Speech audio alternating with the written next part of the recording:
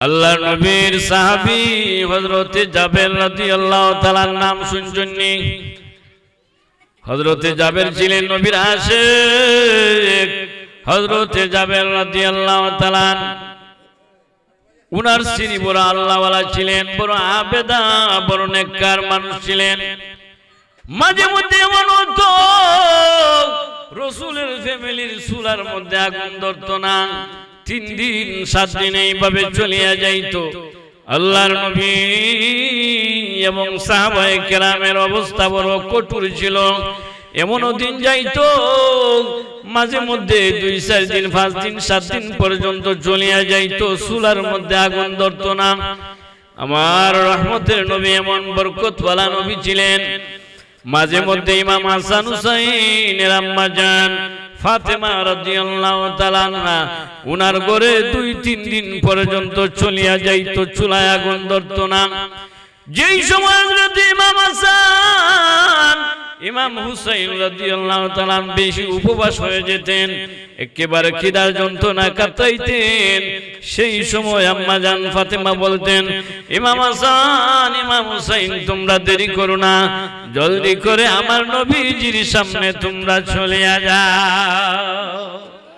হযরত ইমামে হাসান হযরত ইমামে হুসাইন রাদিয়াল্লাহু তাআলা রাসূলুল্লাহর দরবারে চলিয়া যাইতেন। আমার নবীজির মুবারকতম চেহারা দেখে ইমাম হাসান হুসাইনের পেটের খিদা দূর হয়ে যেত। আম্মা জান ফাতেমা রাদিয়াল্লাহু তাআলা মাঝে মধ্যে ইমাম হাসান হুসাইনকে রাসূলুল্লাহর কাছে দিতেন, যাও তোমাদের নানা ভাইয়ের কাছে যাও। রাসূলুল্লাহর চেহারা মুবারকের মধ্যে এত মায়া ছিল, এত বড় বরকত ছিল। আল্লাহর নবীজির চেহারা মুবারক যখন বুকা সাহাবীরা দেখতেন, রাসূলুল্লাহর চেহারা দেখার লগে লগে পেটের খিদা গুলা দূর হয়ে যেত। ওই নবীজি মাঝে মধ্যে নবীজির ঘরের চুলার মধ্যে আগুন ধরতো না।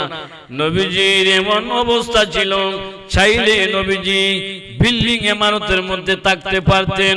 খাজুরের ছাউনি ছিল, খাজুরের চাটি ছিল, খাজুর দিয়া চাটি বানানো ছিল, সেই খাজুরের চাটির মধ্যে নবী ঘুমাইতেন।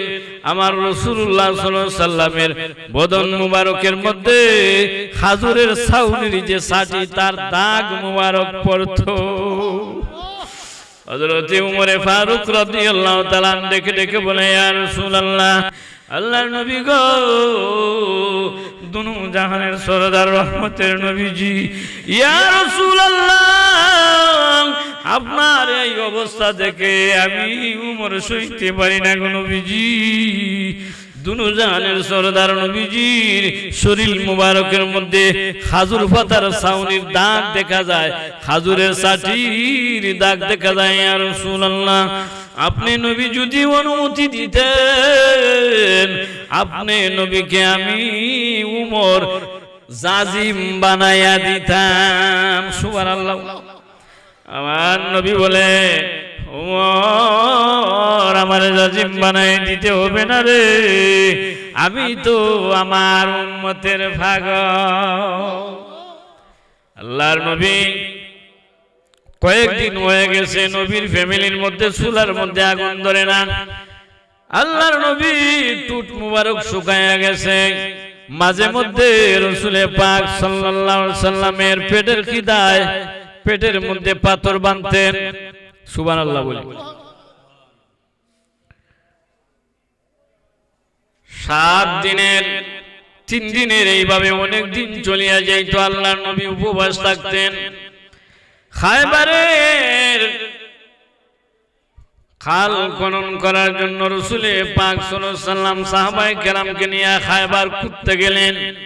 খায়বারে খাল খনন করবেন, রাসূলের পেটের মধ্যে পাথর বাঁধা, পেটের মধ্যে খাবার নাই, কিন্তু আমার নবী এমন নবী ছিলেন, এই অবস্থার মধ্যে সাহাবায়ে কেরামের সঙ্গে খায়বারের মধ্যে খাল খনন করার জন্য গেলেন। আল্লাহর নবীর সাহাবী হযরত জাবের রাদিয়াল্লাহু তাআলা উনার স্ত্রী বড় আল্লাহওয়ালা আবেদা ছিলেন। উনি বললেন, ওগো আমার প্রাণের স্বামী, আল্লাহর নবীজির অবস্থা শুনেছি বড় ভালো নয়, পেটের কিদার যন্ত্রণা সাহাবায়ে কেরাম কাতরাচ্ছে, নবীজির টুট মোবারক শুকায়া গেছে। গো আমার প্রাণের স্বামী, আপনি যান আমার নবীজিকে জাবেরের বাড়ির মেহমান বানান। সুবহানাল্লাহ বলে আল্লাহর নবীকে জাবেরের সিনে দাওয়াত দিলেন। জাবের বলছে, ইয়া রাসূলুল্লাহ, নবীজি আমার স্ত্রী বড় প্রেমিক, বড় পাগল। ইয়া রাসূলুল্লাহ, আপনাকে ভালোবাসে গো নবীজি, আমার স্ত্রী আপনাকে দাওয়াত দিয়েছে। রাসূল পাক সাল্লাল্লাহু আলাইহি সাল্লাম জাবেরের বাড়ির মধ্যে দাওয়াত খাওয়ার জন্য আসলেন সাহাবায়ে কেরাম নিয়া। আল্লাহর নবী সাহাবায়ে কেরাম নিয়া জাবেরের বাড়িতে আসলেন খাবার খাওয়ার জন্য। রহমতের নবী জাবেরের বাড়িতে আসলেন অনেক সাহাবায়ে কেরাম নিয়া। জাবেরের স্ত্রী জানালার ফাঁক দিকে তাকাইয়া দেখে অনেক সাহাবায়ে কেরামকে নিয়ে রাসূলুল্লাহ আসতেছেন, জাবেরের বাড়ির মেহমান। আল্লাহর নবী রাহমাতুল লিল আলামিনের জন্য জাবেরের স্ত্রী অপেক্ষা করে। আল্লাহর নবী জাবেরের বাড়িতে তরসি বানলেন, খাবার দাবার সম্পূর্ণ রেডি হইয়া গেল। আমার নবী ডেকে ডেকে বলে, জাবের, তোমার যেই দুইটা সন্তান ছিল, তোমার যেই দুইটা ছেলে ছিল, ছেলেরা কোথায়? জাবের স্ত্রী বলে, ইয়া রাসূলুল্লাহ, নবীজি দুনুটা ছেলে তারা ঘুমাইয়া গেছে। কিন্তু আল্লাহর নবীর আগমনের বার্তা শুনিয়া জাবেরের দুইটা ছেলে পাহাড় থেকে, কোন কিতাবের মধ্যে লিখেছেন পাহাড় থেকে গড়াইয়া পড়ে মারা গেছে। বিভিন্ন কিতাবের মধ্যে বিভিন্ন ভাবে এসেছে। আরেকজন বলতেছেন ছাদের উপর থেকে লাফ দিয়া নবীর আগমনে তারা মারা গেছে। শিশু বাচ্চা কিছু বুঝে নাই। আল্লাহর নবীর সামনে জাবেরের স্ত্রী খাবার গুলা পরিবেশন করলেন। আল্লাহর নবী সাহাবায়ে কেরামকে নিয়ে খেতে যাবেন। সেই মুহূর্তে আল্লাহর নবী বলেন, জাবের, তোমার দুইটা সন্তান কোথায়? জাবেরের স্ত্রী বলে, ও আমার প্রাণের স্বামী, আপনি বলেন দুনোটা সন্তান ঘুমাইয়া গেছে। আল্লাহর নবী বলেন, জাবের, না না না না, কখনো হতে পারে না। আল্লাহর নবী তোমাদের বাড়ির মেহমান, তোমার সন্তানকে নিয়ে আমি খাবো। জাবের রে, তোমার সন্তানকে তুমি ডাক দাও, তোমার দুই ছেলে না নিয়ে আমি রহমতুল লিল আলামিন খাবার খাবো না। আমার নবী তো সাধারণ নবী ছিলেন না, ইনসাফওয়ালা নবী ছিলেন। উনি মেহমানদেরকে, ছোট বাচ্চাদেরকে ভালোবাসতেন, মেহমানদেরকে ভালোবাসতেন। রাসূল বলেন, রে জাবের, তোমার দুইটা সন্তানকে আমার সামনে আনো, তাদেরকে নিয়ে খাবো। জাবের স্ত্রী ভাবলেন, রাসূলুল্লাহ আমার বাড়ির মেহমান, পৃথিবীতে এত বড় স্পেশাল মেহমান আর হতে পারে না। রাসূলুল্লাহর চাইতে এত বড় মুবারকতম মেহমান আর পৃথিবীতে আর কে হতে পারে?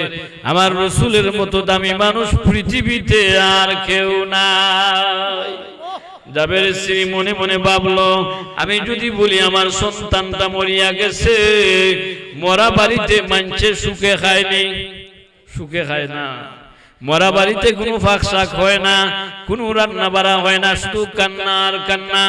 আমার রাসূল বলেন, জাবের রে, তোমার দুই সন্তান নিয়ে আমি খাবো। জাবের স্ত্রী বাহানা করে আর বলে, ওরে জাবের, তুমি বলো আমার দুইটা সন্তানেরা ঘুমাইয়া গেছে, এখন ঘুম থেকে জাগ্রত হবে না। আমার নবী তো সাধারণ কোন নবী নেই। নবী সাধারণ নবী, কোন সাধারণ নবী না। নবী তো জানে জাবেরের স্ত্রী বাচ্চা দুইটারে কি করছে। দুনুটা বাচ্চা মারা যাওয়ার পরে গোসল পড়াইয়া দুনুটা বাচ্চারে একত্রিত করিয়া এক বিছানার মধ্যে কম্বল দিয়া ডাকিয়া রেখেছে। আল্লাহর নবীর খাবার দাবার শেষ হওয়ার পরে নবীকে বিদায় দিয়া স্বামীকে বলে কাফন দাফন করবে। বলেন সুবহানাল্লাহ। হায় রে, কত বড় দামি সাহাবী, সাহাবী কত বড় দামি, জাবের কত বড় আশিক ছিলেন, জাবেরের স্ত্রী কত বড় আশেকা ছিলেন। নবীর প্রেমে বিভোর হয়ে নিজের সন্তানটা মারা গেছে, এরপরেও নবীরে বুঝতে দেয় নাই নবী কষ্ট পাবেন, খাবার খাবেন না। নবীকে না বললে কি হবে, নবী তো জানিয়া গেছে।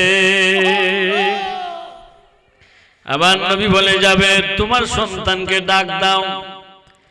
জাবেরের স্ত্রী নিজের স্বামীরও বলে না, সন্তান দুইটা মারা গেছে। কারণ স্বামীর যদি বলে সন্তান মারা গেছে, স্বামী কান্নাকাটি করবে, হই হাল্লা করবে। নবীজির কানে যদি যায়, নবীজি আমার ঘরের খাবার খাবে না। নবীর সাহাবী জাবেরের স্ত্রী নবীর প্রেমে পাগল, নবীর প্রেমে বিভোর হয়ে গেছে। মৃত দুইটা সন্তান রে কম্বল দিয়া ঢাকনা দিয়ে রেখেছে।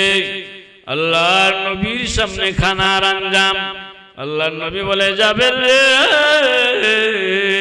তোমার দুইটা সন্তান না নিয়ে আমি রসুল খাবো না। জাবেরের স্ত্রী কান্দে আর ডেকে ডেকে বলে রে আমার প্রাণের স্বামী, এতক্ষণ আমি গোপন রেখেছিলাম, কিন্তু আমার রসুলের সামনে তো আমি জাবেরের স্ত্রী মিথ্যা বলতে পারি নাই। জাবের রে, আমার রসুলকে ডেকে ডেকে বলো আমার সন্তানরা এমন ঘুমাইছে, কিয়ামতের আগ পর্যন্ত ঘুম থেকে জাগ্রত হবে না। জাবের ডেকে ডেকে ওরে প্রাণের স্ত্রী কি বলো, আমার সন্তান দুইটা কি হইছে, ঘুম তনে ডাকলেই তো জাগ্রত হয়ে যাবে। জাবের স্ত্রী বলে না রে স্বামী, না না না, এমন ঘুম আমার সন্তান ঘুমাইছে আর জীবনে কোনো উঠবে না। জাবের বলে কি হইছে, ওরে প্রাণের স্বামী মনে কিছু নিয়েন না, রাসূলুল্লাহ আমাদের বাড়ির মেহমান, সেই জন্য তোমাকে বলি নাই। আমাদের সন্তান দুইটা রাসূলুল্লাহর আগমনে লাফালাফি করে মারা গিয়েছে। হযরতে জাবেরের কান্না বাড়িয়া যায়। আল্লাহর নবী বলে জাবের রে,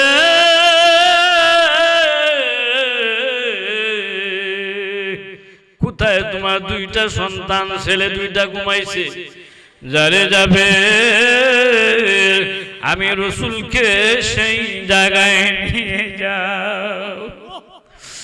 জাবের স্ত্রী কান্দে, হায় রে হায়, আমার সন্তান দুইটা মারা গিয়েছে, রসুলকে আমি বলি নাই। এখন যদি আমার রসুল দেখে আমার দুইটা বাচ্চা মারা গেছে, রাসূলুল্লাহ আমার বাড়িতে খাবার খাবে না, আমার রসুলকে আমি খাবার খাওয়াইতে পারবো না। আমি তো আশিকে রসুলের কাতারে দাঁড়াতে পারবো না। আমার বাচ্চার চাইতে আমার রসুলের প্রেম আমার বেশি, আমার স্বামীর চাইতে, আমার প্রিয়জনের চাইতে আমার রাসূলুল্লাহর প্রেম আমার বেশি। আমার নবীজি যদি জানে বাচ্চা দুইটা মারা গেছে, রাসূলুল্লাহ খাবার খাবে না, কিন্তু কি হবে, রাসূলুল্লাহরে তো সত্য কথা না বলিয়া পারা যায় না। ওগো নবীজি, আমার দুটা সন্তান আপনার আগমনে লাফালাফি করে মারা গিয়েছে। আমার নবী বলে যাবে, আয় রে যাবেন, তোমার সন্তান দুইটা কোন জায়গায় ঘুমাইছে? হযরতে জাবের রাদিয়াল্লাহু তাআলা কান্দে, জাবেরের স্ত্রীও কান্দে, রাসূলুল্লাহ তো আমাদের বাড়িতে খাবার খাবে না, কিন্তু এই জায়গার মধ্যে রহস্য লুকিয়ে রয়েছে, জাবের জানে না। আল্লাহর নবী বলে জাবের, কোথায় তোমার সন্তানটা মারা গিয়েছে? জাবের আল্লাহর রাসূলকে সেই মৃত করে নিয়ে গেলেন, কম্বল দিয়ে অথবা চাদর দিয়া ঢাকনা দেওয়া। আল্লাহর নবী জাবেরের সন্তান দুটার সামনে যাইয়া বলে, জাবের রে,